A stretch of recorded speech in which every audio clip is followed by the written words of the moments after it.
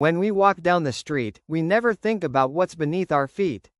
And yet, down there, a whole world is running silently. An underground network that carries all our dirty water, water we flush away and forget. Welcome behind the scenes of collective sanitation. Collective sanitation is a system of facilities that manages wastewater. It collects it, transports it, and then sends it to treatment. We're talking about domestic water, industrial water, and sometimes even stormwater.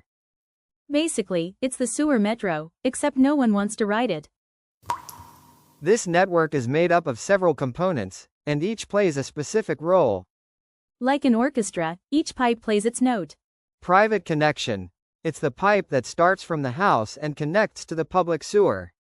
Manhole. It gives access to the network for inspection, cleaning, or repair. Gravity pipe. These are the arteries of the system.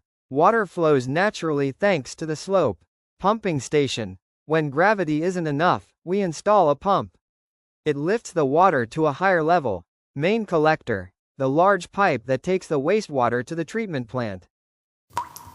Now that we've seen the components of the network, one question comes up. How do we choose the right diameter? The right slope? The right pipe size? That's what we call design or sizing, and it's a crucial step. To size a sewer pipe, we start by estimating the wastewater flow rate.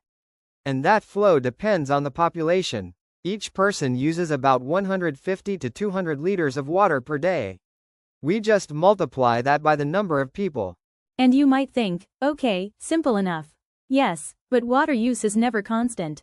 There are peak hours, like in the morning, and lows, like during the night.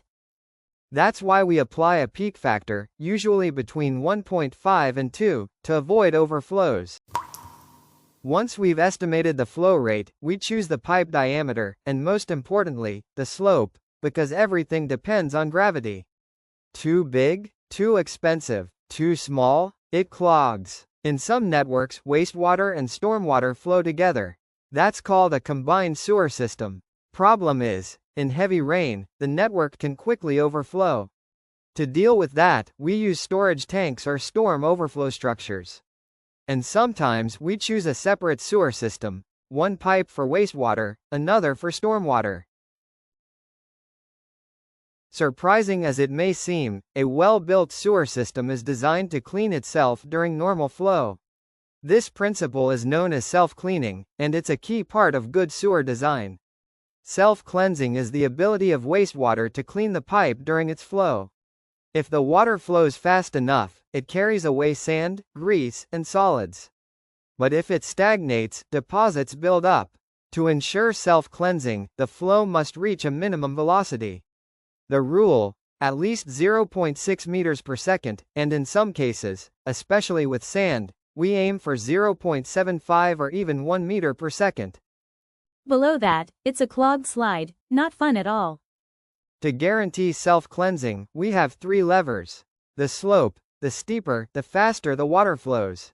The diameter, too large for the flow, and the water spreads out and slows down. The minimum velocity. Even at night, there needs to be a steady trickle. The classic trio, slope, pipe, and flow. Sounds simple, but it's all calculated. If self-cleansing isn't ensured, the consequences come fast. Deposits build up, reducing pipe capacity. Bad smells from fermentation, hydrogen sulfide, faster pipe deterioration, more frequent, and costly, manual cleaning. In short, you'll end up paying to fix what you underdesigned. Better to do it right from the start. And now, grab a glass of water, and stay hydrated. If you're into this topic, don't forget to subscribe, hit the bell, and come with us to explore the world of water.